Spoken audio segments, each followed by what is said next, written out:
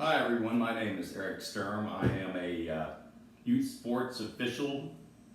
This video here today is going to be talking about a little bit of what you need to know to get involved or take the first steps to becoming involved with refereeing football. Football season will start for the league that I work for in approximately 6 weeks. I work in Houston. I work for one of the biggest leagues in the country.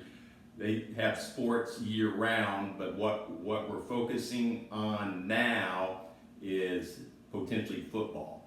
And football, for many of you that have watched it, have children that may have played it, that maybe you even coached it, across the country, Houston included, there's a major shortage of adults that want to referee the sport.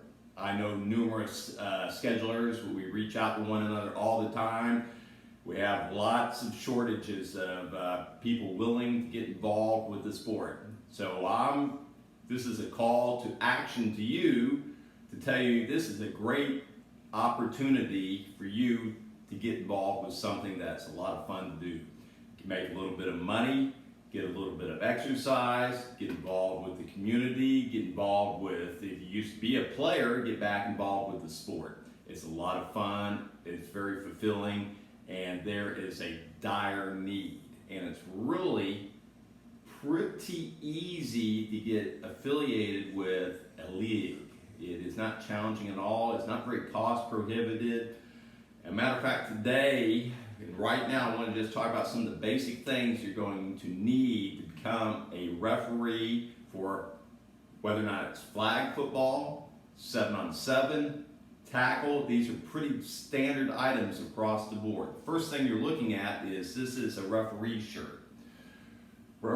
This is the wider stripes, which a lot of the referees have started wearing in the last 4, 5, 6 years. It used to be thinner stripes. How you can tell a football referee shirt is it's zippered, it's collared, and it's got a pocket on it. These shirts typically will run anywhere from, I don't know, $20 to $35. Not very expensive. Generally, you can get by with one. Having two makes it easier if you're doing laundry and doing a lot of games and you get hot and sweaty, especially if you're in the southern states, but you can get by with one.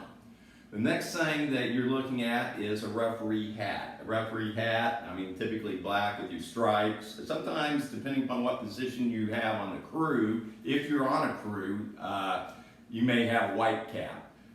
Once again, you're looking at $5 to $15, maybe $20. Very inexpensive. You really want to have your head covered, especially in the southern states. I can't tell you the number of times, especially on opening day, sunburns. Another funny thing to be aware of, wearing an undershirt underneath this. There have been opening days where I've just worn the straight shirt.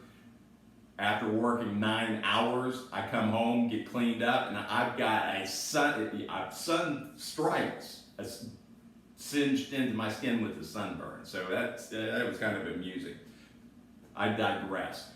Any type of gym bag to keep your stuff in. You're not going to have a lot of stuff, but you will have some things. Black pants. Typically, you're looking at shorts. When the season gets colder, you're looking at longer pants. Keep warm. Black shoes, black socks. Pretty basic. Nothing fancy. Some officials will do cleats. A large number will not. I've never purchased a pair of cleats. I've never seen the need for it. But I work with numerous people that have. So that's a preference that you'll have to decide upon. Now, standing, whistle.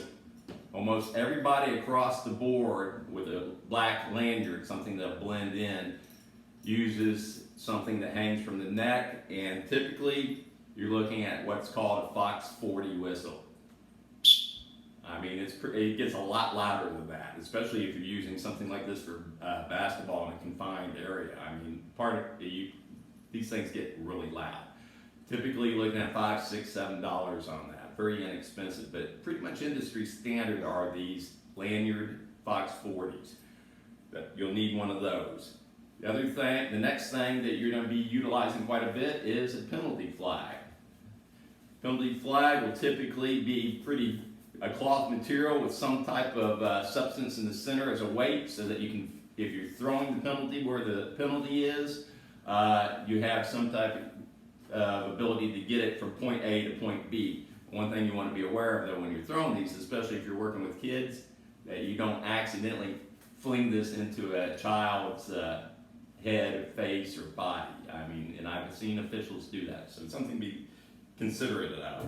Next thing, stopwatch. Stopwatches, no matter what sport you're officiating, are vital. I can't tell you the number of times that this thing, I mean, if you're doing 7-on-7, you're keeping a pass clock, you're keeping a play clock. Play clock a lot of times in every level of football. Even if you have an official clock person, having this as backup or having this in addition to is vital. Stopwatch is also, I think the most I've ever spent for one was $15 at Academy. I just bought a new one probably a month ago at Walmart for like $9. In my bag, I probably have 4 now, and 2 of them don't work because I need to replace the batteries. But anyways, stopwatch, very important. I'm also one of the few people I've noticed from my co-officials, I carry a little pump up. Nothing fancy. I think I originally bought this for mountain bike riding, but I mean, I utilize it in my bag. I keep it in my bag. I haven't had the need to use it very often, because usually the coaches that have, if they have to bring in their balls, they'll have one themselves or pump up their balls ahead of time or have multiple balls. But I do carry a manual pump up, a manual pump, I should say. This might be optional, but I mean, what is this? $5, $10, $20? It's a very minimal expense also. Down marker. Down marker, and I usually will have 2, but this goes on your wrist. Can be utilized for a couple different things. Downs. Typically you pull the strap over your first down. Move the strap second down if you're keeping up with the down marker. I know there's typically a down marker, but I can't tell you the number of times if they're volunteers that they're not paying attention and they get it wrong. So this is a fallback to make sure that it's correct. I also work other leagues where we're doing adult co-ed flag football, where every third play it has to be a female play. So one of my downs, I'll be keeping the track of male, females, because every third play, or 1 out of 3, they've got to have a female, either a quarterback or the pass has to be to the female or whatnot. So it's something to keep track of. Keep track of timeouts. I mean, there's all sorts of things. And this particular counter is only $5, $4. You can buy them anywhere, online, etc. Very inexpensive. Ball marker. This is an original ball marker. I stopped buying these because typically after you throw them a few times, they have sand on both sides. They're sewed in the middle. Typically they start wearing in the center and the sand comes out. But this is an example of a ball marker that you buy at any type of sport officials store or a sporting goods store. They typically carry something like this. But there are all sorts of other examples that you can get for a ball marker. Ball markers are pretty important, pretty used, especially in 7-on-7. Also use ball marker and flag. Typically they're marking the position of the ball with the line crew on the sidelines and tackle, but you might as well have something like this. It's $5, $6. I mean, why not? It will come in handy. Another piece of equipment that's really utilized are these bad dads. They're a little folder thing that you'll keep, like a post-it note or some type of writing in here. We've got a little pencil. You may even have some cheat cards on mechanics or whatnot, or you have, if you're doing baseball, you have the lineup card, etc. I have co-officials that religiously use something like this. You're keeping track of timeouts, you're keeping track of score. Even if someone has a scoreboard up there, they're keeping track of important information in case there's a discrepancy. I'm probably 50-50 on being diligent on these, but this particular piece of equipment is less than $10. Why not start off and get everything you need, because after all, basically I just went through everything that you need to get started. Not counting your shoes, you're probably looking at less than $100 for getting involved with officiating football. Why not? That's the equipment that you'll need. Now let me go into the most common denominator. Most people, when they're doing base or any type of youth sports or sports, I mean, looking at the monetary. When I started doing the refereeing, which was the first sport I started, pay was around $25 a game. Games were running about an hour and 15 minutes. And we were doing doubleheaders on weeknights, and we could be doing anywhere from 2 to an opening day, 9 games on a Saturday. But on average, we were averaging about 5-6 games on a Saturday. Pay went up, and I'm talking about 25 years ago. Pays went up 30, 35, 40, 45. Now, depending upon where you're at, you could be looking at 50, 55, 60, 65, 70, 75, 85 at high school and lower. And football will start as young as 5 and 6 year olds for flag football, and then 7 and 8 you'll have flag also, and you'll start entering into 7-on-7, and then once you get 9 and 10, that's when they typically start introducing the children to tackle. I haven't really seen any 8-year-old tackle, but typically 9 and 10, that's called the freshmen. They'll have freshman tackle. There's a big demand for officials.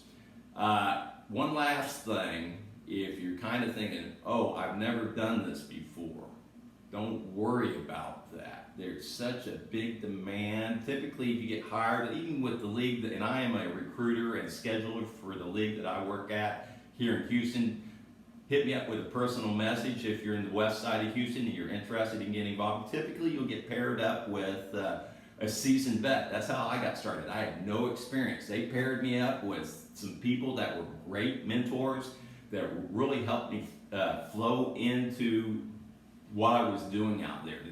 I didn't become overwhelmed. You got rules that you can read, YouTube videos that you can watch out the wazoo. I mean, on every topic of every call. It's just, there's certification courses, both online and in person. There's organizations, affiliations, anything you can name. If you have a desire to give refereeing a try, there's nothing holding you back but you. And all these children out here, they want you. I'm sure you may hear about all the bad things about, misbehaved parents, getting verbally abused, but trust me, all these leagues are scrambling for people to step up and do this. There's a dire need. So if you have an interest, reach out, take part, become a referee. May ever make it to the NFL. You may not ever make it to college. I work with a lot of college referees. But man, I tell you what, even when I'm doing 5 and 6 year olds, I have a blast. You will too. Thanks.